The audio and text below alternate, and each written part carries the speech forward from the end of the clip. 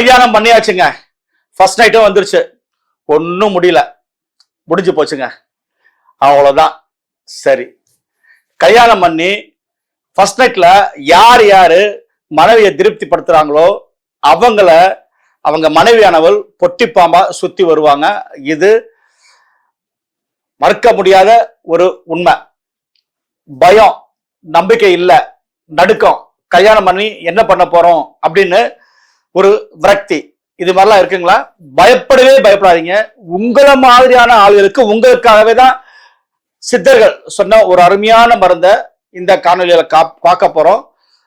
நீங்க வாட்டுக்க நெக்லிஜென்ஸா இருந்து ஒரு அற்புதமான ஒரு இதை இழந்துடாதீங்க. கடைசி வரைக்கும் இந்த வீடியோவை காமிங்க. உங்களுக்கு அந்த மருந்து செய்முறையை ஒளிவு மறைவு இல்லாம உங்களுக்கு சொல்லித்தரேன்.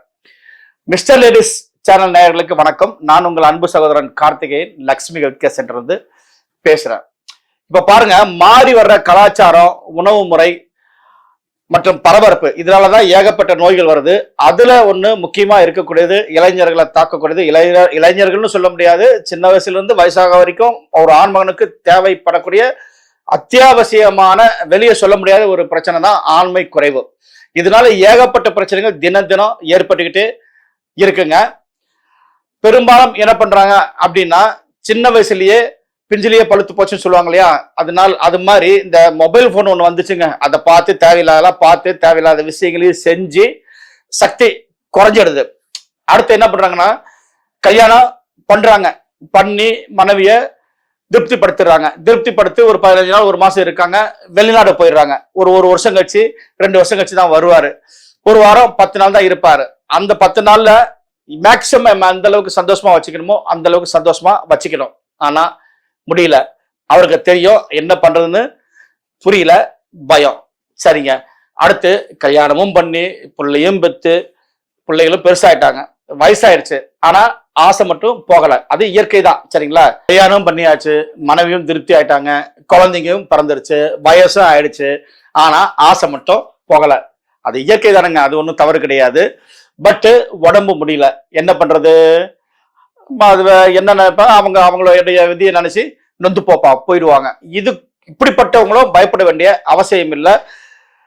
தினம் தினம் இந்த காரணங்களால ஏகப்பட்ட பிரச்சனைகள் வந்துகிட்டே தான் இருக்கு. நீங்க பேப்பரை விரிச்சு பார்த்தா தெரியும். இவ மனைவி அவளோட ஒரு போயிட்டா, கள்ளக்காதல், இதெல்லாம் ஏற்படுறதுக்கு இந்த அடிப்படையான இந்த பாலுறவு ஒரு முக்கியமான அத்தியாவசிய தேவைதாங்க. சோ இதை எப்படி சரிப்படலான்னு அந்த காலத்திலேயே அகத்திய முனிவர் ரொம்ப அற்புதமா சொல்லி வச்சிருக்காங்க. ஒரு ஆண் ஒரு பெண்ணோட உறவை வச்சு கலப்படைஞ்சிட்டான்னு வச்சுக்கோங்களேன். அப்படிப்பட்டவர் இந்த ஒரு குளிகையை சாப்பிட்டா 100 பெண்களை உறவு வச்சாலும் கலப்படைய மாட்டாரு. விந்துவும் சீக்கிரம் வராது, சும்மா கின்னு இருக்கும். அப்படிப்பட்ட ஒரு அருமையான மருந்து தான் அகத்திய முனிவர் நமக்கு அருளிய காமச்சேரி குளிகை. இது ஆன்ம பலம் மட்டும் அல்லாது உடலையும் ரொம்ப ஆரோக்கியமா வச்சிருக்கோம். ஏன்னா இதுல வெள்ளிப்பற்பம், தங்கப்பற்பம், இது மாதிரி பஸ்பங்கள் குறைந்த அளவுல சேர்க்கிறோம். பஸ்பங்கள் சேர்க்கிறோம், கிட்னி போயிடும் அப்படிலாம் பயப்படாதீங்க. ஏன்னா அதை நம்ம டைரக்டா மெட்டலாம் சேர்க்கறது கிடையாது.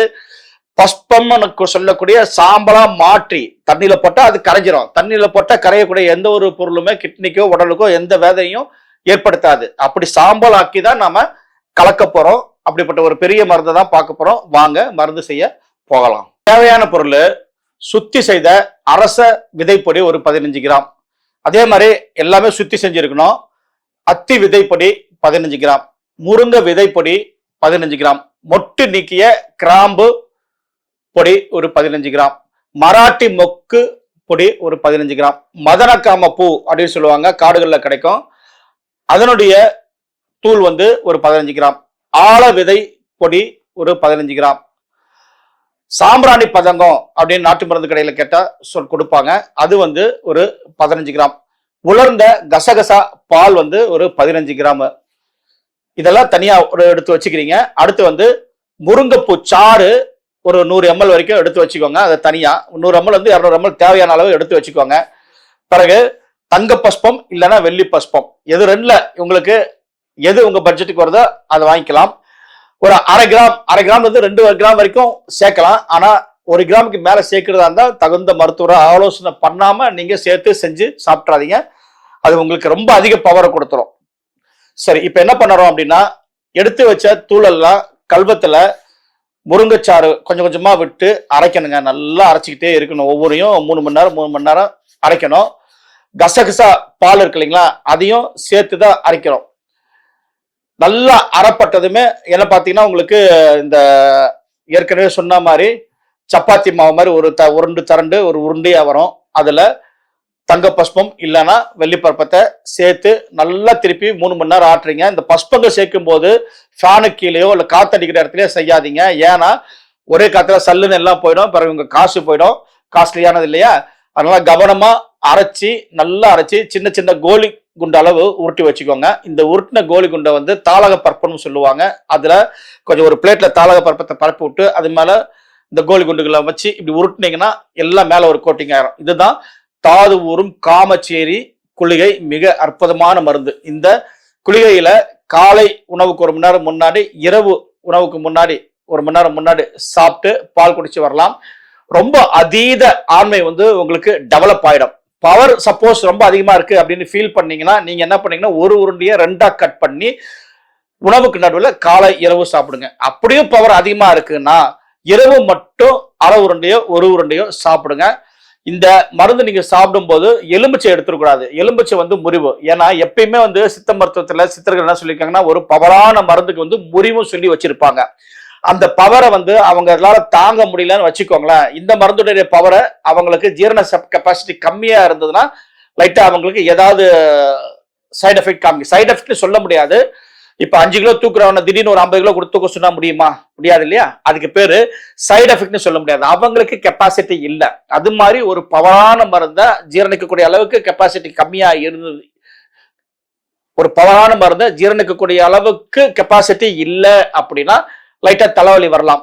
ஹெவியா வந்ததுன்னா நீங்க என்ன பண்ணுங்க, ஒரு லெமன் ஜூஸ் குடிச்சீங்கன்னா முடிஞ்சிடும். மைல்டா லைட்டா ஒரு மாதிரி ஆயிருக்குன்னா உங்களுக்கு பவர் ஏறுதுன்னு அர்த்தம். கட்டாயம் மனைவி கிட்ட இருந்தாகணும்.